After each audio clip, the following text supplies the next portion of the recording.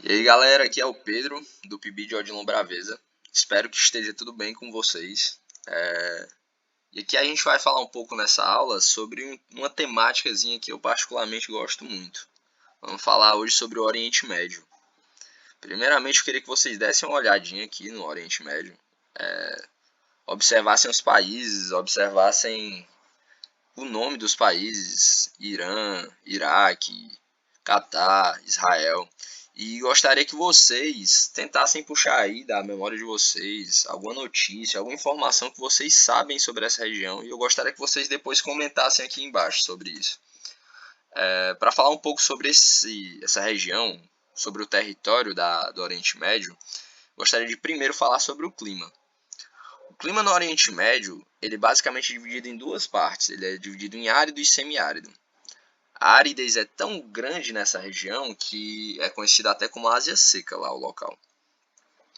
E esse clima ele tem influência também sobre a população e a economia do local. A população, por ter uma escassez muito grande, ser muito árido, geralmente a população fica em extensões de rios ou em locais que têm concentração de água.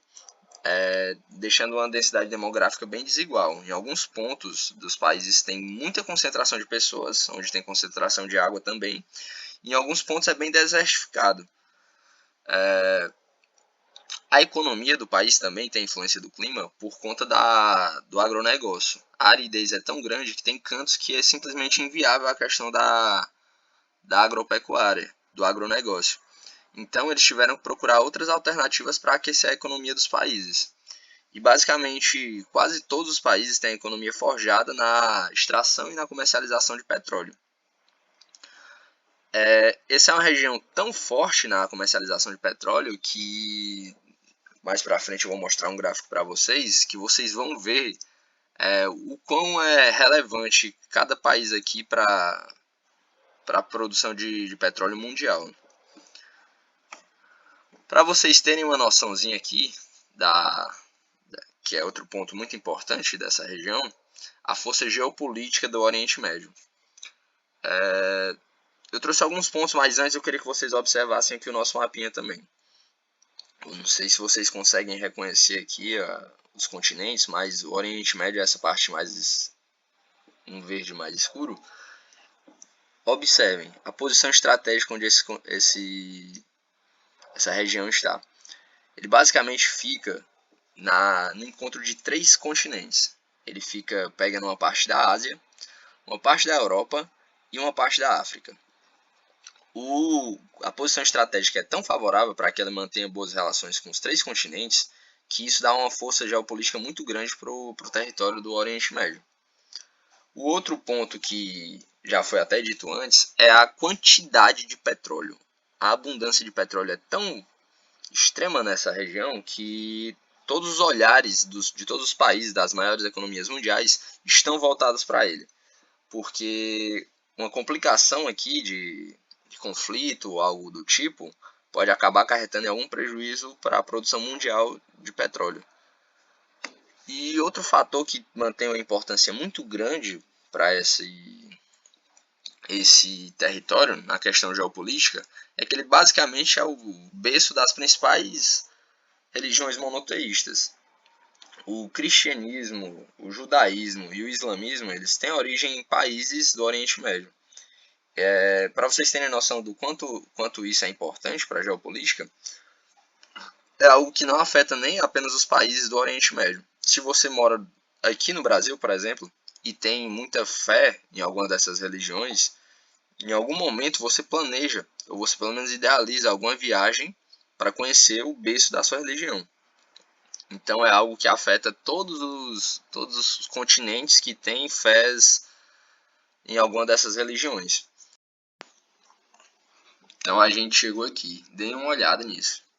Não sei se vocês fizeram o que eu pedi para dar uma olhada nos países lá do mapinha do slide anterior, mas vou relembrar aqui com vocês. Esse gráfico aqui ele é referente, se eu não me engano, ele é referente ao ano de 2017. Ele fala dos países que mais venderam e extraíram petróleo ao redor do mundo, certo? Então vamos lá. A Arábia Saudita faz parte do Oriente Médio. Iraque faz parte do Oriente Médio. Emirados Árabes faz parte do Oriente Médio. Kuwait, Oriente Médio. Irã, Oriente Médio. Só para ter uma noção do peso do quanto o Oriente Médio é relevante para a extração e comercialização de petróleo no mundo. E como o petróleo hoje em dia e talvez durante muito tempo ainda vai ser a matriz energética predominante no mundo, é natural que os olhares das maiores economias globais estejam o tempo todo voltadas para esse território, já que esse território também passa por algumas complicações. E então os países acabam tentando influenciar ao máximo para que não haja nenhum atraso, né, na demanda e nenhum comprometimento na exportação do petróleo. Só que esses países, por estarem lá tão envolvidos, eles acabavam muitas vezes explorando os países do Oriente Médio por se tratarem, né, de países menos desenvolvidos, eles acabavam tentando fazer algumas gambiarras para tomar lucro em cima, explorar realmente os países do Oriente Médio. Eis que o Oriente Médio criou esses outros dois pontozinhos aqui, petrodólar e OPEP. O que são essas duas coisinhas?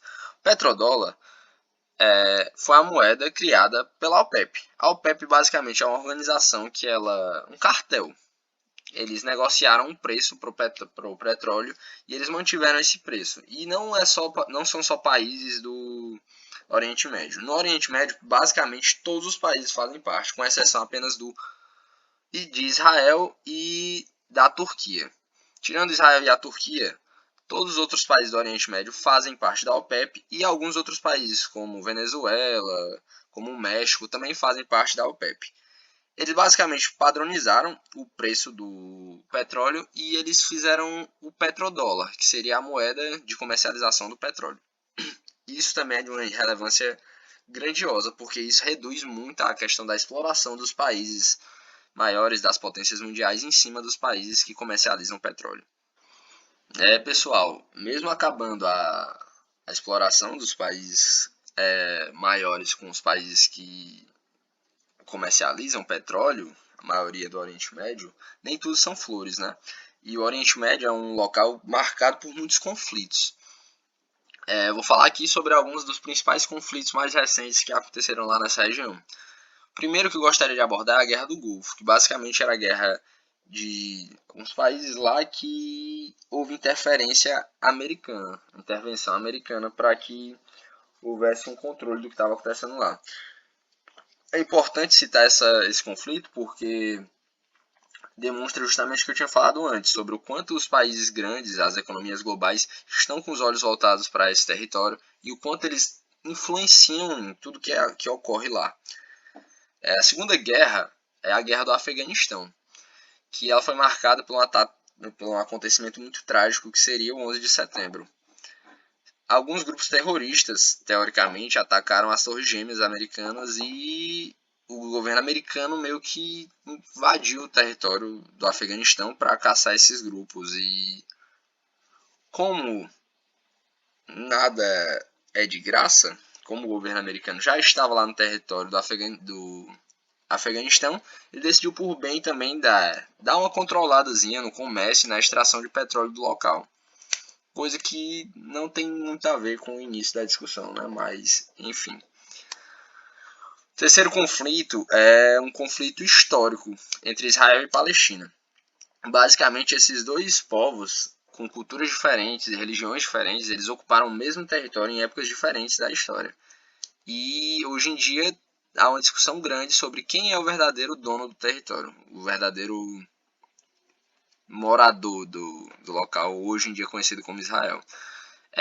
Com a interferência também do governo americano, Israel, quando voltou para o território, tomou basicamente todo o espaço que tinha lá. As pessoas da Palestina basicamente estão concentradas em 3 locais, que seria Jerusalém, Cisjordânia e a faixa de Gaza.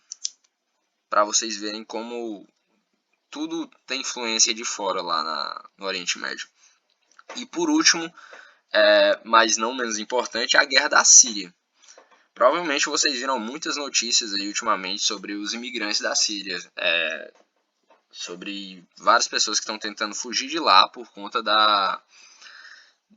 dos conflitos que estão tendo lá no local. Basicamente, o que aconteceu na Síria é a consequência de algo que tem acontecido muito lá no Oriente Médio, que se chama Primavera Árabe. Houve a queda de vários governos ditatoriais e na Síria não foi diferente. Alguns grupos terroristas lá, de rebeldes, né, entraram em conflito com o ditador da Síria. E acabou criando-se uma guerra civil dentro do país, fazendo com que as pessoas tentem fugir do local cada vez com mais frequência. E no meio dessa confusão toda na Síria ainda houve a criação do grupo ISIS, né, que hoje em dia é um dos grupos mais fortes aí de terrorismo do Oriente Médio e do mundo todo.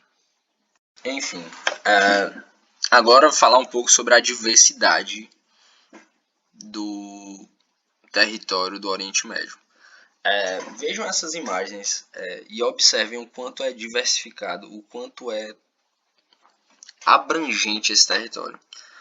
Eles têm alguns dos locais dos países mais ricos do mundo, assim como tem alguns dos locais mais miseráveis, não no sentido de pobreza, mas de conflitos e de situações miseráveis mesmo, do mundo inteiro. E é incrível a gente ver como num local tão próximo tem uma diversidade tão grande.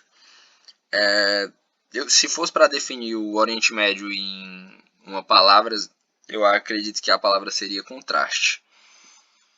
Ele tem uma diversidade de contrastes enorme.